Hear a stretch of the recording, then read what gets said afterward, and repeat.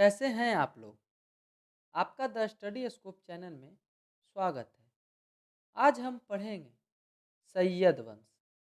पिछले वीडियो में हम पढ़े थे तुगलक वंश, जिसमें अंतिम रहा खिज्र खां। खिज्र खां ने ही दिल्ली की डोर संभाली थी और राज्य किया था। खिज्र खां ही आगे जाकर शाहरुख खान का सेनापति बन जाता है और शाहरुख खान तैमूर लंग का बेटा था। और शाहरुख खान वो है जिसको खिज्र खां हर साल कर भेजा करता था।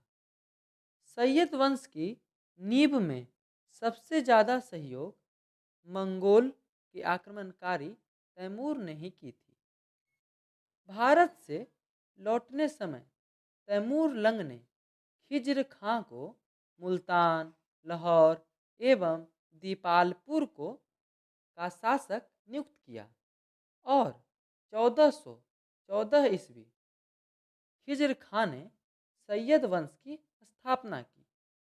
सैयद वंश का काल रहा 1414 ईस्वी से लेकर 1451 ईस्वी तक।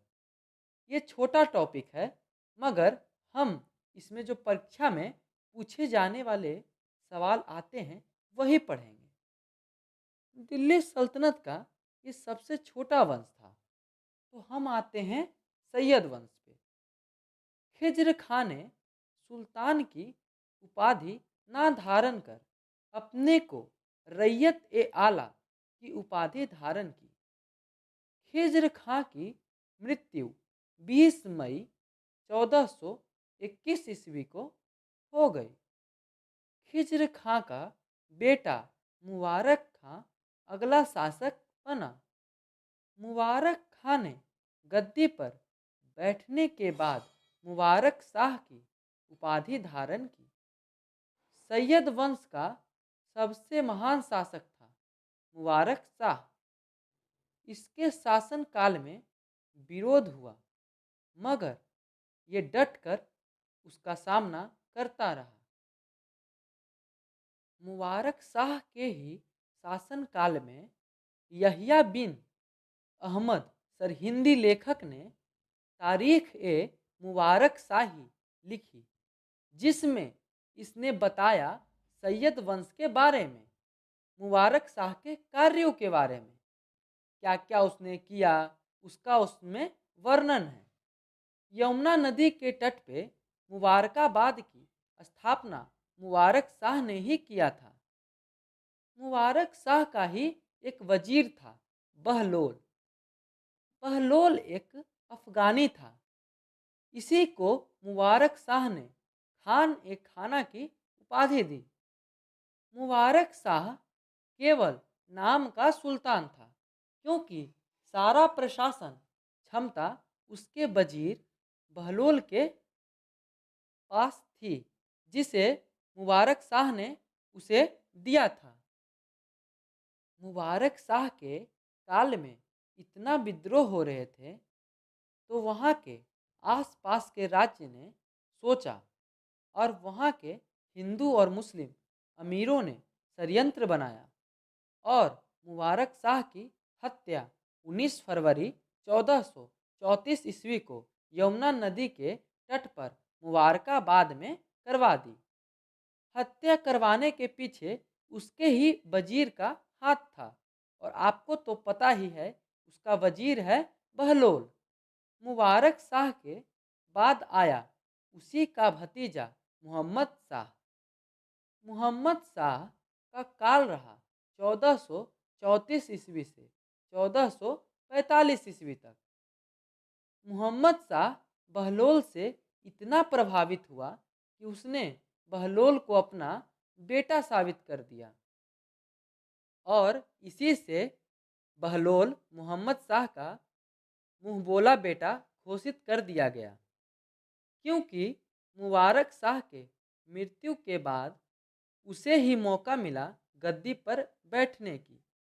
मोहम्मद शाह के बेटे के ही तरह रहने लगा था बहलोल। बहलोल बड़ा चतुर था और इसी बीच ज़्यादा नज़दीकियाँ बढ़ने लगी मोहम्मद शाह और बहलोल के बीच। और सारी की सारी प्रशासनिक सैन्य शक्ति तो थी ही बहलोल के पास। मोहम्मद शाह के ही काल में सबसे ज़्यादा अव्यवस्थित राज्य व्यवस्था हुई। इसकी 1444 ईस्वी में मृत्यु हो गई और उसके बाद गद्दी पे बैठा उसका अपना बेटा अलाउद्दीन आलम शाह। दिल्ली का अगला सुल्तान कौन बना? आलम शाह। आलम शाह एक अयोग्य और डरपोक शासक था। आलम शाह का शासनकाल रहा 1445 ईस्वी से 1451 ईस्वी तक। इसी 1451 ईस्वी को बगावत की। किसने?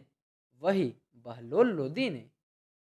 बहलोल ने कहा कि आप अपनी मर्जी से सिंहासन दे दीजिए, वरना मैं आपकी हत्या कर दूंगा। क्योंकि वो डरपोक था और ये बहलोल जानता था, तो उसने धमकी दी आलम शाह को। तो आलम शाह ने अपनी इच्छा, अपनी मर्जी से ही अपनी गद्दी सौंप दी बहलोल को। और इसी बहलोल ने हिंदुस्तान में सबसे पहले अफगानी वंश की स्थापना की। उसे ही हम कहते हैं लोदी वंश। तो सैयद वंश का अंतिम शासक था अलाउद्दीन आलम शाह। सैयद वंश का शासनकाल रहा मात्र 37 वर्ष। अगली वीडियो में हम पढ़ेंगे लोदी वंश। अगर आपको हमारा वीडियो अच्छा लगे तो लाइक करें, शेयर करें और हमारे चैनल को सब्सक्राइब करें और बेल आइकन को दबाना न भूलें। जय हिंद, जय भारत।